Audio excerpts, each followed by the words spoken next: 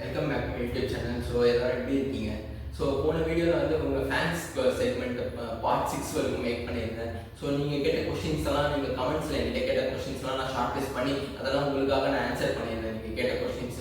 So இது வந்து part 7 video. இதுக்கு முன்னாடி பார்ட் 1லேருந்து பார்ட் 6 வரைக்கும் மேக் பண்ணியிருந்தேன். ஸோ இது வந்து பார்ட் 7, இது 7th பார்ட் இது.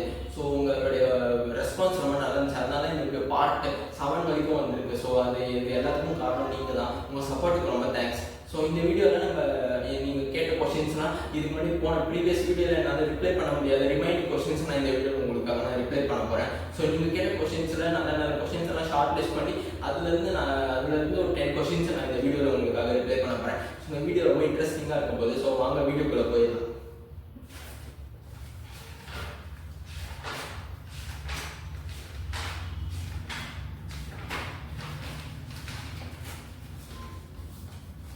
ஸோ ஃப்ரெண்ட்ஸ், இப்போ நம்ம வீடியோக்குள்ளே போயிடலாம். இது வந்து பார்ட் 7th பார்ட் இது. அது ஃபர்ஸ்ட் கொஸ்டின் நம்ம போயிடலாம். ப்ரோ, உங்கள் பர்சனல் லைஃப்பில் நிறைய கஷ்டம் இருக்கும், உங்களை சுற்றி இருக்கிற நெகட்டிவிட்டிஸை நீங்கள் எப்படி ஹேண்டில் பண்ணுறீங்க அப்படின்னு கேட்டிருக்காங்க, ஒருத்தர் கேட்டிருக்காரு. ஸோ அது எப்படின்னா வந்து எனக்கு மட்டும் இல்லை, உங்கள் எல்லாருக்குமே வந்து பர்சனல் லைஃப்பில் நிறைய பிரச்சனைகள் இருக்கும், நிறைய நெகட்டிவிட்டிஸ் இருக்கும். உங்களை டீமோட்டிவேட் பண்ணுற நிறைய பேர் உழைச்சிட்டு இருப்பாங்க. உங்களை சுற்றி நிறைய தப்பான விஷயங்கள் நடக்கும். நம்மளுக்கு மட்டும் ஏன்டா இப்படிலாம் நடக்குது, நம்ம என்ன தப்பு பண்ணோம், நமக்கு மட்டும் ஏன் எல்லாமே தப்பாக நடக்குதுன்னு உங்களுக்குள்ள கேள்விகள் உருவாகும். ஏன்னா வந்து இந்த உலகத்தில் பிரச்சனை வராத மனுஷங்களே கிடையாது, எல்லா மனுஷங்களுக்குமே பிரச்சனை வரும். ஸோ அதை நம்ம எப்படி ஹேண்டில் பண்ணுறது, அதை நம்ம எப்படி டேக்கிள் பண்ணுறதுன்னா, இப்போ வந்து நம்மளுக்கு வந்து இப்போ நெகட்டிவாக வருதுன்னா அதை நம்ம மேக்ஸிமம் நான் என்ன பண்ணுவேன்னா, என்னை சுற்றி இருக்கிற நெகட்டிவிட்டிஸை நான் எப்படி ஹேண்டில் பண்ணுவேன்னா ஜஸ்ட் நான் இக்னோர் பண்ணிடுவேன். அதை இக்னோர் பண்ணிட்டு நான் போயிடுவேன், அதை கண்டுக்கவே மாட்டேன். நான் வந்து நான் எதில் நம்மளுடைய கோல் என்னமோ அதை நோக்கி நம்ம போகணும் தவிர நம்ம இலக்கை நோக்கி நம்ம போகும்போது நம்மளுக்கு நிறைய தடைகள் வரும். அதை நம்ம தான் ஃபேஸ் பண்ணி அதை தாண்டி தான் நம்ம போகணும். ஏன்னா நம்ம எல்லாரையும் ஏதோ ஒன்று பிடிச்சி இழுக்க தான் தெரியும், இழுக்க தான் பார்ப்போம். ஆனால் நம்ம தான் அதை உதச்சி தள்ளிட்டு மேலே வரணும். ஸோ அதுதான் நான் சொல்ல விரும்புகிறேன். எனக்கு வந்து என்னை சுற்றி இருக்கிற நெகட்டிவிட்டிஸ் நான் இக்னோர் பண்ணிடுவேன், மேக்ஸிமம் நான் இக்னோர் பண்ணிட்டு போயிடுவேன். ஸோ எனக்கு வந்து என்னோட இலக்கு வந்து நான் சினிமாவில் ஹீரோ ஆகணும், அதுதான் என்னோட எய்ம். ஸோ அதை நோக்கி நான் போவேன், அதை நோக்கி நான் போகணுன்றதெல்லாம் நின்றுருந்தாரு. என்னை சுற்றி இருக்கிற நெகட்டிவாக பேசுகிறவங்க, என்னை பற்றி தப்பாக பேசுகிறவங்க நினச்சி நான் வருத்தப்பட மாட்டேன். என்னால் என்ன முடியுமோ அதை நான் மக்கள்கிட்ட எப்படி கொண்டு போய் சேர்க்கணுமோ அதை பற்றி தான் நினைப்பேன் தவிர என்னை பற்றி இருக்கிற நெகட்டிவிட்டிஸை பற்றி நான் பயப்பட மாட்டேன். நான் அதை பற்றி நான் அவ்வளோ கேர் பண்ணிக்க மாட்டேன், நான் ஜஸ்ட் இக்னோர் பண்ணிட்டு போயிடுவேன். ஸோ அப்படி தான் நான் பண்ணுவேன். சரி, ஓகே ஃப்ரெண்ட்ஸ், நம்ம நெக்ஸ்ட் கொஸ்டின் போயிடலாம். ஹாய் சார், என்னுடைய ஃபேவரட் ஆக்டர் வந்து தனுஷ் சார். உங்களுக்கு தனுஷ் சார் நடித்த மூவிஸில் ஃபேவரட் மூவி எதுன்னு சொல்லுங்கன்னு ஒருத்தர் கேட்டிருக்காரு. ஸோ நீங்கள் அவருடைய ஃபேன், அவருக்கு வந்து தனுஷ் சார் வந்து அவருடைய பெரிய தனுஷ் சாருக்கு அவர் பெரிய ஃபேன்னு அவர் சொல்லியிருக்காரு. எனக்கும் தனுஷ் சார் ரொம்ப பிடிக்கும், நானும் தனுஷ் சாரோடைய ஒரு பெரிய ஃபேன் தான். எனக்கு வந்து தனுஷ் சார் நடித்த படத்தில் எனக்கு ரொம்ப பிடிச்ச மூவி எதுனா வந்து துள்ளுவதல் மூவி எனக்கு ரொம்ப பிடிக்கும். துள்ளுவதல் மூவி ரொம்ப பிடிக்கும். அண்ட் நெக்ஸ்ட் வந்து புதுப்பேட்டை மூவி ரொம்ப பிடிக்கும். அண்ட் அதை தாண்டி வடச்சென்னை மூவி ரொம்ப பிடிக்கும், வடச்சென்னை பிடிக்கும். அடுத்து பொல்லாதவன் ரொம்ப பிடிக்கும். அடுத்து 3 மூவி ரொம்ப பிடிக்கும். ஸோ இதெல்லாம் எனக்கு தனுஷ் சார் கிட்ட ரொம்ப பிடிச்சிருக்கும். அவர் தனுஷ் சார் வந்து இவ்வளோ சின்ன ஒரு ரொம்ப வறுமையாக இருந்து இன்னைக்கு இவ்வளோ பெரிய ஒரு ஆக்டராக அவர் கிடைப்பா. ஹாலிவுட் வரைக்கும் அவர் போய் சாதிச்சிருக்காரு. அவர் நம்ம தமிழ் சினிமாவுக்கு ஒரு ஆக்டர் வந்து ஹாலிவுட்லாம் போய் படம் நடிச்சிருக்காருன்றத நினைக்கும் போது எனக்கு ரொம்ப பெருமையாக இருக்கும். ஸோ நான் தனுஷ் சாரோட பெரிய ஃபேன், நானும் பெரிய ஃபேன், எனக்கும் தனுஷ் சாரை ரொம்ப பிடிக்கும். ஸோ இதெல்லாம் வந்து எனக்கு தனுஷ் சார் கிட்ட ரொம்ப பிடிச்ச பர்ஃபார்மராக வந்து தனுஷ் சார் எனக்கு ரொம்ப பிடிக்கும். இப்போ அவர் நல்ல ஒரு குட் ஆக்டர், அவர் நல்ல ஒரு டான்ஸர், அவர் ஒரு லிரிக்ஸிஸ்ட், அவர் இப்போ வந்து அவர் இப்போ நிறைய படங்கள் ஒரு ப்ரொடியூசராகவும் இருக்கார். ஸோ சினிமாவில் இவ்வளோ டேலண்ட் வச்சுருக்காரு. அவர் சினிமாவில் ஒரு ஆக்டர், டைரக்டர், ப்ரொடியூசர், லிரிக்ஸிஸ்ட், அந்த மாதிரி இவ்வளோ இது தனுஷ் சார் இவ்வளோ திறமைகள் இருக்குன்றதை நினைக்கும் போது எனக்கு ரொம்ப சந்தோஷமாக இருக்கு. அவர் நான் என்னுடைய ஃபேன் சொல்லிக்கிறது எனக்கு ரொம்ப பெருமையாக இருக்குது. அந்த தனுஷ் சார் பர்ஃபார்மராக எனக்கு ரொம்ப பிடிக்கும். ஸோ இந்த மூவிஸ்லாம் நான் சொல்லியிருந்தேன், இந்த வடச்சென்னை, பொல்லாதவன், 3, அப்புறம் துள்ளுவதோமை, இந்த மூவிஸ், இந்த மாதிரி மூவிஸ்லாம் எனக்கு ரொம்ப பிடிச்ச மூவிஸ். ஸோ அதெல்லாம் தான் எனக்கு தனுஷ் சார் கிட்ட ரொம்ப பிடிச்ச மூவிஸ். ஸோ நீங்கள் கேட்டதுனால உங்ககிட்ட நான் சொன்னேன். ஸோ ஓகே, நம்ம நெக்ஸ்ட் கொஸ்டின் போயிடலாம்.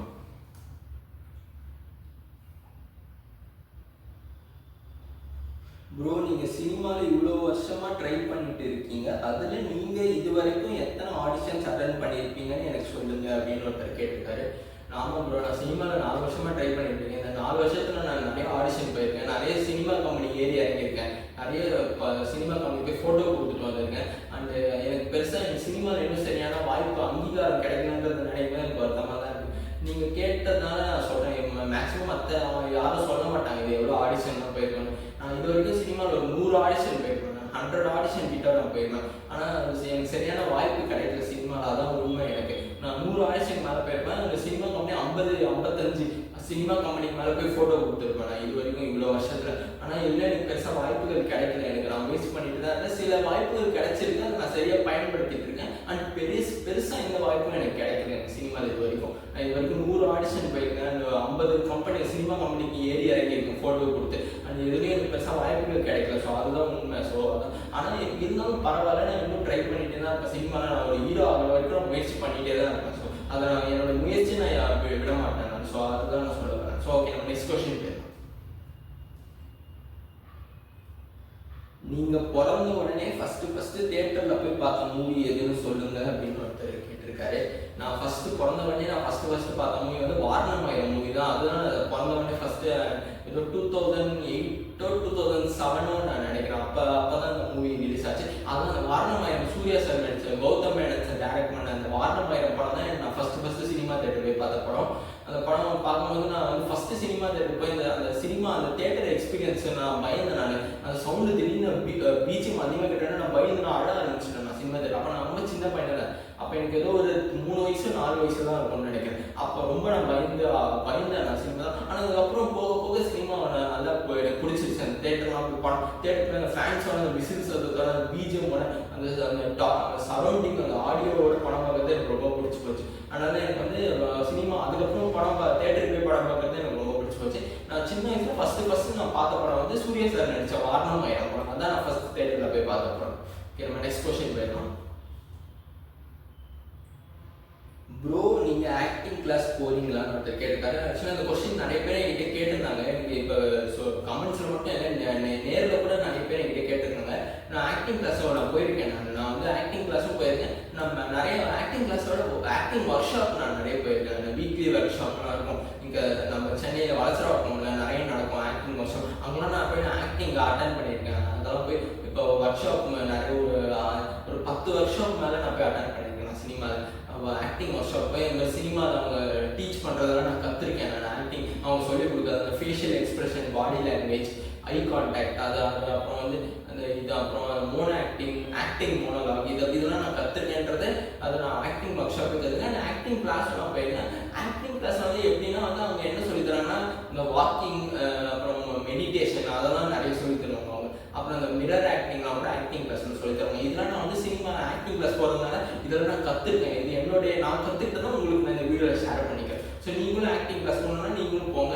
நீங்களும் உங்களுக்கு சினிமாவில் ஆக்டர் ஆகணும்னா நீங்களும் அதுக்கு நீங்கள் ஆக்டிங் கிளாஸ் போய் நீங்களும் கற்றுக்கணுன்றதை நான் சொல்கிறேன். நிறைய பேர் சொல்கிறாங்கன்னா ஆக்டிங் கிளாஸே போனதில்லை. அப்படிலாம் கிடையாது. ஆக்டிங் கிளாஸ் போயிருக்கேன். ஆக்டிங் கிளாஸ் போய் கற்றுருக்கேன். நான் இந்த மாதிரி ஆக்டிங் ஒர்க் ஷாப் போய் நான் நடிப்பு கற்றுருக்கேன். ஆக்டிங் கிளாஸ் ரூம் போய் இந்த மாதிரி ஆக்டிங் கற்றுருக்கேன்றதை நான் இந்த வீடியோவில் உங்ககிட்ட நான் கன்ஃபார்ம் பண்ணிக்கிறேன். நீங்கள் இன்னும் நிறைய பேர் சொல்கிறாங்கன்னா ஆக்டிங் கிளாஸே போகலை, உங்களுக்கு நீங்கள் ஆக்டிங் கிளாஸ் போகலன்னு நிறைய பேர் எனக்கு தப்பாக புரிஞ்சுருக்காங்க. அப்படின்னு கிடையாது. ஆக்டிங் கிளாஸ் நான் போயிருக்கேன். நான் அதை இந்த வீடியோவில் உங்களுக்கு நான் கன்ஃபார்ம் பண்ணிடுறேன். ஸோ அதான் நம்ம நெக்ஸ்ட் கொஸ்டின் போயிடலாம். ப்ரோ, நீங்கள் சினிமாவில் நெப்போட்டிசம் பற்றி உங்கள் ஒப்பீனியன் இல்லைன்னு கேட்டிருக்காங்க.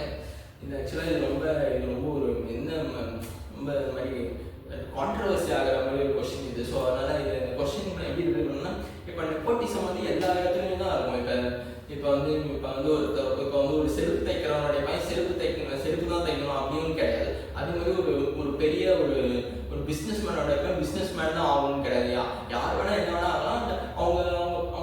அவங்களுடைய அப்பாக்கள் அம்மாக்கள் இருக்கிற துறையிலே அவங்க வரணும்னு நினைக்கிறது அது எந்த தப்பும் கிடையாது தான் சொல்றேன். இப்போ நான் என்னை கேட்டீங்கன்னா நான் ஒரு நெப்போ கிட் கிடையாது. நான் ஒரு செல்ஃப் மேட் ஆக்டர் தான். நான் எந்த சினிமாவில் எந்த பின்புலமும் இல்லாமல் என்னுடைய அப்பா அம்மா வந்து சினிமா பேக்ரவுண்டு கிடையாது. அவங்க வேறு துறைகளில் இருக்காங்க.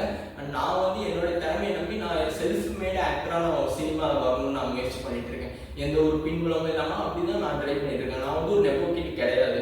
ஆனால் சினிமா நெப்போட்டிசம்ன்றது எல்லா இடத்துலையும் தான் இருக்கும். அதை நம்ம எதுவுமே சொல்ல முடியாது. இப்போ வந்து சினிமா வந்து இப்போ ஒரு பெரிய ஆக்டருடைய ஒரு பசங்க வந்து சினிமாவில் ஒரு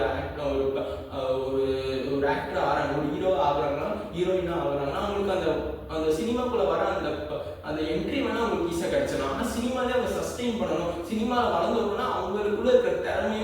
ஹார்ட் ஒர்க்கு, உழைப்பு, அவங்களுக்குள்ள இருக்கிற அந்த அறிவையும் திறமையும் வச்சுதான் அடுத்தடுத்து சினிமா அவங்களால சஸ்டெயின் பண்ணுமே தவிர அவங்களுக்கு என்ட்ரி ஒன்று சினிமாக்குள்ள வர வாய்ப்பு ஒன்றும் ஈஸியாக கிடைக்கும். ஆனால் அதை அவங்க தக்க வச்சுக்கணும்னா அவங்களுக்குள்ள இருக்கிற திறமையில வந்து அவங்க தக்க வச்சுக்கணும்ன்றதை நான் சொல்லி தருவேன். ஆனால் ஆடியன்ஸ் வந்து அப்போ வந்து சினிமா ஆடியன்ஸ் வந்து நீங்கள் வந்து இப்போ ஒரு ஹீரோவாக நடிக்கிறீங்கன்னா நீங்கள் வந்து யாருடைய பையன் எனக்கு எந்த சினிமா பேக்ரவுண்டு இல்லாமல் வந்துருக்கீங்களான்றதான் ஆடியன்ஸ் பார்க்க மாட்டாங்க. உங்களுக்கு திறமை இருக்கா இல்லையான்னு பார்ப்பாங்க. ஸோ அதனால வந்து நெப்போட்டிசம்ன்றது எல்லா இடத்துலையும் தான் இருக்கும். நம்ம இப்போ வந்து ஒருத்தவங்க நெப்போட்டிசமாக இப்போ ஒரு பெரிய ஆக்டருடைய பையனோ பொண்ணோ வந்து இப்போ சினிமாக்குள்ள வராங்க, அவங்க திறமையை காட்டுறதுனால அவங்களால பெரிய ஒரு பெரிய அவங்க பொசிஷன் அவங்க பெரிய ஒரு ஸ்டார் ஆகணுமே தவிர அவங்க அப்பா அம்மா பேரை யூஸ் பண்ணி அவங்க உள்ள வரதுனால மட்டும் அவங்களால ரீச் முடியாதுன்றது என்னுடைய தனிப்பட்ட கருத்து. ஸோ அதை நீங்கள் கேட்டுனாலும் உங்ககிட்ட நான் சொல்லிட்டாங்க. நெப்போட்டிசம் எல்லா இடத்துலையும் தான் இருக்கும். அதை வந்து நான் நெப்போட்டிசம் அகெயின்ஸ்டாக நான் பேசுகிறேன். நான் எதுவும் உண்மையாக அதான் சொல்கிறேன். எனக்கு நெப்போட்டிசம் இருந்தாலும்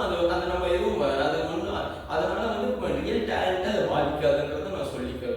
நான் வந்து ஒரு செல்ஃப் மேட் ஆக்டர்னா நான் வந்து எந்த சினிமா பேக்ரவுண்டும் இல்லாமல் தான் சினிமாக்குள்ள வந்தேன். நான் வந்து என்னோட திறமையை யூஸ் பண்ணி நான் என்னோட சொந்த காலில் நின்று என்னோட உழைப்பை வச்சு தான் இன்னைக்கு சினிமாவில் இவ்வளோ தூரம் எனக்கு சின்ன சின்ன வாய்ப்புகள்லாம் கிடைக்குதுன்றது நான் இப்போ இந்த என்னுடைய கருத்தை நான் உங்ககிட்ட சொல்லிக்கிறேன். ஸோ அவ்வளோதான். ஸோ ஓகே, நம்ம நெக்ஸ்ட் கொஸ்டின் போயிடலாம்.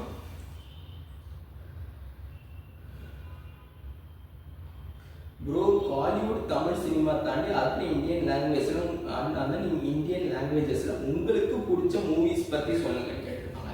நான் வந்து தமிழ் மூவிஸ் நான் அவ்வளோவா தமிழ் மூவிஸ் தான் நான் நிறைய பார்ப்பேன். நான் மற்ற லாங்குவேஜ் மூவிஸ் இந்த ஹாலிவுட் மூவிஸ்லாம் நான் அவ்வளோவா பார்க்க மாட்டேன். ஆனால் அதில் வந்து எனக்கு மற்ற லாங்குவேஜில் எனக்கு பிடிச்ச மூவி எதுன்னு கேட்டிங்கன்னா வந்து இப்போ நான் பார்த்ததுல வந்து இந்த அவெஞ்சர்ஸ் பார்ப்பேன், இந்த சின்ன பசங்க இப்போ ஸ்பைடர்மேன் பார்ப்பேன். அந்த மாதிரி மூவிஸ் நான் பார்த்துருக்கேன். இப்போ கடைசியாக வந்து ஸ்பைடர்மேன், அதை அமேசிங் ஸ்பைடர்மேன் அந்த மாதிரி ஸ்பைடர்மேன் மூவிஸ் நான் பார்த்தேன் லாஸ்ட்டாக. அந்த மூவி எனக்கு ரொம்ப பிடிச்சிருந்தது. இப்போ ஸ்பைடர்மேன் அப்போ சீக்வல்ஸ் நிறைய வந்துகிட்டே இருக்குது. ஸோ ஸ்பைடர்மேன் எனக்கு ஹாலிவுட்டில் பிடிச்ச மூவி. அந்த மற்ற இந்தியன் லாங்குவேஜஸ் தவிர மற்ற அவ்வளோவா பார்க்க மாட்டேன் நான் படம். மற்ற லாங்குவேஜில் பார்த்தோன்னா டைட்டானிக் படம் நான் பார்த்தேன். டைட்டானிக் மூவி எனக்கு ரொம்ப பிடிச்சிருந்தது. அந்த இப்போ ஸ்பைடர்மேன் அப்புறம் இந்த டைட்டானிக் மூவி இது ரெண்டும் தான் நான் ஹாலிவுட்டில் பார்த்த படங்கள். இது எனக்கு இந்த மூவிஸ்லாம் எனக்கு ரொம்ப பிடிச்சிருந்தது. ஸோ அதெல்லாம் எனக்கு வந்து டைட்டானிக் மூவி ரொம்ப பிடிக்கும், அப்புறம் ஸ்பைடர்மேன் மூவி ரொம்ப பிடிக்கும். அவ்வளோதான், இதான் நான் பார்த்த மூவிஸ். இது எனக்கு பிடிச்ச மூவிஸ். நான் நீங்கள் கேட்டதுனால உங்ககிட்ட நான் சொல்லிட்டேன். ஸோ ஓகே, நம்ம நெக்ஸ்ட் கொஸ்டின் போயிடலாம்.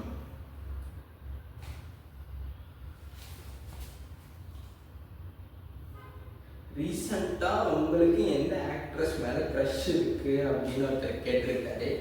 இது வந்து எப்படி சொல்கிறதுன்னு தெரியல. எனக்கு வந்து க்ரஷ்ஷுன்னு பெருசு யார் மேலே வந்தது கிடையாது. எனக்கு க்ரஷ்னா இப்போ வந்து நிறைய பேர் சொல்லுவாங்க எனக்கு இவங்க மேலே க்ரஷ் இருக்குது, இவங்க மேலே க்ரஷ் இருக்குது அப்படி. அந்த க்ரஷ் எனக்கு இது வரைக்கும் யார் மேலேயும் வந்தது கிடையாது. எனக்கு வந்து ரொம்ப ஃபேவரட் ஆக்டர்ஸ் வேணால் நான் சொல்லியிருந்தேன். அது போன ப்ரீவியஸ் வீடியோஸில் நான் சொல்லியிருந்தேன் எனக்கு ஃபேவரட் ஆக்டர்ஸ் யார் சினிமாவில் அப்படின்னு சொல்லியிருந்தேன். எனக்கு வந்து க்ரஷ்ஷுன்னு பெருசாக யார் மேலேயும் வந்தது கிடையாது. எனக்கு வந்து சினிமா வந்து எல்லா ஆக்டர்ஸ் கூடயும் நடிக்கணும்னு எனக்கு இன்ட்ரெஸ்ட் இருக்குது. எனக்கு வந்து எல்லா ஆக்டர்ஸ் கூடயும் நடிக்கணும், எல்லா ஹீரோயின்ஸ் கூடயும் ஸ்க்ரீன் ஸ்பேஸ் ஷேர் பண்ணணுன்ற எனக்கு ஒரு ஆசை இருக்குது. ஆனால் வந்து க்ரஷ் இவங்க தான் பர்டிகுலராக இவங்க மேலே க்ரஷ் இருக்குன்னு சொல்கிற மாதிரி எனக்கு இது வரைக்கும் வந்தது கிடையாது எனக்கு. ஸோ அதான் உண்மை. ஸோ அதனால க்ரஷ்ன்னு யாரும் வந்திருக்கேன். ஆனால் எனக்கு எல்லா ஹீரோயின்ஸுமே பிடிக்கும், எல்லாரு கூடயுமே நான் நடிக்கணும்னு எனக்கு இன்ட்ரெஸ்ட் இருக்குது. ஸோ அதுதான். ஓகே, நம்ம நெக்ஸ்ட் கொஸ்டின் போயிடலாம். நீங்கள் சினிமாவில் எப்போ டைரக்ஷன் பண்ண போறீங்கன்னு ஒருத்தங்க கேட்டிருக்காங்க. அது வந்து நான் இப்போ ஆக்சுவலாக எனக்கு சினிமாவில் ஆக்டர் தான் ஆகணுன்றது எனக்கு ஏன் வந்து சினிமாவில் நான் ஒரு ஆக்டர் ஆகணும், நடிகன் ஆகணும்னு தான் என்னுடைய இன்ட்ரெஸ்ட். எனக்கு வந்து இப்போ டைரக்ஷனும் வந்து அதில் வந்து நான் டைரக்ஷன் பண்ணோன்னா நான் ஃபியூச்சரில் பண்ணுறதுக்கு சான்சஸ் இருக்குன்னு சொல்வேன். ஆனால் வந்து இப்போதைக்கு வந்து நான் ஆக்டிங்கில் தான் ஃபுல்லாக கான்சென்ட்ரேட் பண்ணிட்டு இருக்கேன். எனக்கு ஆக்டர் ஆகணும், சினிமாவில் நடிகனாக தான் நான் இப்போ முயற்சி பண்ணிட்டு இருக்கேன். ஆனால் வந்து டைரக்ஷன் நான் கண்டிப்பாக வந்து ஃபியூச்சரில் பண்ணுவேன். அது நான் வந்து டைரக்ஷனையும் நான் விட மாட்டேன், அதுவும் நான் கண்டிப்பாக பண்ணுவேன். ஆனால் வந்து இப்போதைக்கு நான் வந்து இப்போ வந்து நான் ஆக்டிங்க்கு தான் நான் ட்ரை பண்ணியிருக்கேன். ஃபுல்லாக ஆக்டிங்கில் தான் ஃபோக்கஸ் பண்ணுறேன். நான் ஒரு ஆக்டர் ஆகணும் தான். ஆனால் டைரக்ஷனும் நான் கண்டிப்பாக நான் பண்ணுவேன். ஸோ அதான். ஓகே, நம்ம நெக்ஸ்ட் கொஸ்டின் போயிடலாம். ப்ரோ, நீங்கள் சினிமாவில் ஜூனியர் ஆர்டிஸ்டாக இருக்கும்போது நீங்கள் ஃபேஸ் பண்ண ஸ்ட்ரகிள்ஸ் பற்றி சொல்ல முடியுமான்னு ஒருத்தர் கேட்டிருக்காரு.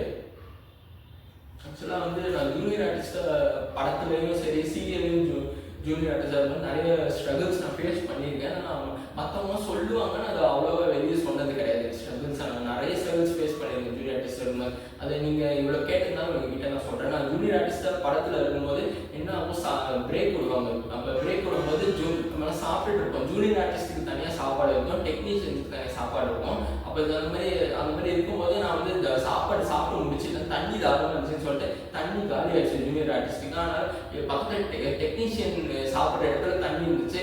அதை நான் தண்ணி வேணும்னு கேட்டால் அதெல்லாம் குடிக்கக்கூடாது, நீங்கள் ஜூனியர் ஆர்டிஸ்ட் இருக்கிற இடத்துல போய் குடிங்க, இது டெக்னீஷியன்ஸ் இருக்கிற இடம் அப்படின்னு சொல்லி என்ன இந்த மாதிரி போங்கன்னு என்ன ஒதுக்குறாங்க. அப்போ வந்து அதை நினைக்கும் போது எனக்கு ரொம்ப கஷ்டமா இருந்துச்சு. அதை தாண்டி வந்து ஜூனியர் ஆர்டிஸ்டாக இருக்கும்போது ரொம்ப அந்த ஷூட்டிங் ஸ்பாட்டில் வந்து ரொம்ப அப்படி போங்க இப்படி போங்கன்னு ரொம்ப ஒரு மாதிரி என்ன தப்பாக ஏதாவது மிஸ்டேக்காக தெரியாமல் தப்பு பண்ண ரொம்ப திட்டுவாங்க. சில பேர்லாம் வந்து ஜூனியர் ஆர்டிஸ்டாக இருக்கும்போது ஏன்னா நம்ம பெரிய டேரக்டர் கிட்டலாம் பேசவே கூடாதுன்னு சொல்லியிருக்காங்க. ஜூனியர் ஆர்டிஸ்ட் அப்படி பேசணும், ஏன்னா கேட்டால் வந்து ஷூட்டிங் விட்டு வெளில அனுப்பிச்சிடுவோம் அப்படிங்கிற கூட சொல்லியிருக்காங்க. அண்ட் அதை தாண்டி வந்து நிறைய நான் வந்து ஜூனியர் ஆர்டிஸ்டாக இருக்கும்போது என்ன மாதிரியே ஜூனியர் ஆர்டிஸ்டாக இருக்கிறவங்க, வயசானவங்க, ரொம்ப வருஷமாக சினிமா ட்ரை பண்ணிட்டு இருக்கிறவங்களாம் அவங்களால சினிமாவில் ஒரு ஸ்டாராக நம்மளால ஆக முடியுன்ற அந்த வருத்தமும் அவங்களுக்குள்ள இருக்கும். ஆனால் வந்து அவங்க அந்த மாதிரி என்ன மாதிரியே ஜூனியர் ஆர்டிஸ்டாக சினிமாவில் வரவங்களாம் என்னை பார்த்து ரொம்ப இந்த மாதிரி இரிட்டேட் பண்ணுற மாதிரி பேசிகிட்டே இருப்பாங்க. ஒரு மாதிரி வருத்தப்பட்டு என்னை ரொம்ப ஒரு மாதிரி இரிட்டேட் பண்ணி என்னை ஒரு மாதிரி ரொம்ப டிப்ரெஸ் ஆகிற மாதிரி வந்து ஏதோ பேசிகிட்டே இருப்பாங்க. ஒரு மாதிரி என்னை இரிட்டேட், அவங்க பேசுறது ரொம்ப இரிட்டேட் ஆகிட்டே இருக்கும். என்னால் அப்போ எதுவுமே பண்ண முடியாது, நான் அமைதியே பொறுமையாக இருப்பேன். நான் இதெல்லாம் எனக்கு நடந்த சோகங்கள் ஜூனியர் ஆர்டிஸ்டாக இருக்கும். நிறைய நான் ஜூனியர் ஆர்டிஸ்டாக இருக்கும்போது மட்டும் நான் நிறைய ரொம்ப ஆரம்பத்துல நான் நிறைய திட்டு தான் வாங்கியிருக்கேன். நான் அதனால வந்து பெருசாக நான் என்னுடைய கஷ்டங்கள் நான் வெளியே சொன்னது கிடையாது ஜூனியர் ஆர்டிஸ்ட். இதான் உண்மை. மற்றபடி எனக்கும் நிறைய கஷ்டங்கள் இருந்துச்சு நான் ஜூனியர் ஆர்டிஸ்டாக இருக்கும். நீங்கள் இவ்வளோ கேட்டதுனால உங்ககிட்ட நான் சொல்கிறேன், அவ்வளோதான். மற்றபடி ஜூனியர் ஆர்டிஸ்டாக எனக்கு மட்டும் இல்லை, ஜூனியர் ஆர்டிஸ்டாக இருக்கிற எல்லாருக்குமே கஷ்டம் இருக்கும். அது மட்டும் இல்லை, அந்த சினிமா ஆக்டராக ஹீரோவாக இருக்காங்களா அவங்களுக்கும் நிறைய கஷ்டங்கள் இருக்கும். இப்போ நைட் ஷூட்லாம் இருக்கும், ரொம்ப நைட்லாம் ஷூட் பண்ணுவாங்க. அதெல்லாம் தூங்கவே முடியாது, ரொம்ப நைட் ஃபுல்லாக ஷூட்டிங் முடிச்சுட்டு அதுக்கப்புறமா தான் வீட்டுக்கு போக முடியும். ஸோ இந்த மாதிரி நிறைய கஷ்டங்கள் இருக்குது சினிமாவில். சினிமான்றது ரொம்ப ஈஸி கிடையாது, சினிமா ரொம்ப கஷ்டம். அதை நான் வந்து போக போக தான் நான் அதை புரிஞ்சுக்கிட்டேன் நான். ஸோ அதனால் வந்து இந்த மாதிரி நிறைய ஸ்ட்ரகிள்ஸ் இருக்குது. நீங்கள் கேட்டதுனால உங்ககிட்ட நான் சொன்னேன். ஸோ இந்த கொஸ்டின்ஸ் எல்லாம் நான் ஆன்சர் பண்ணிட்டேன். ஸோ முடிஞ்சிச்சு. ஆக்சுவலாக இந்த வீடியோ நம்ம இதோட முடிச்சுக்கலாம்.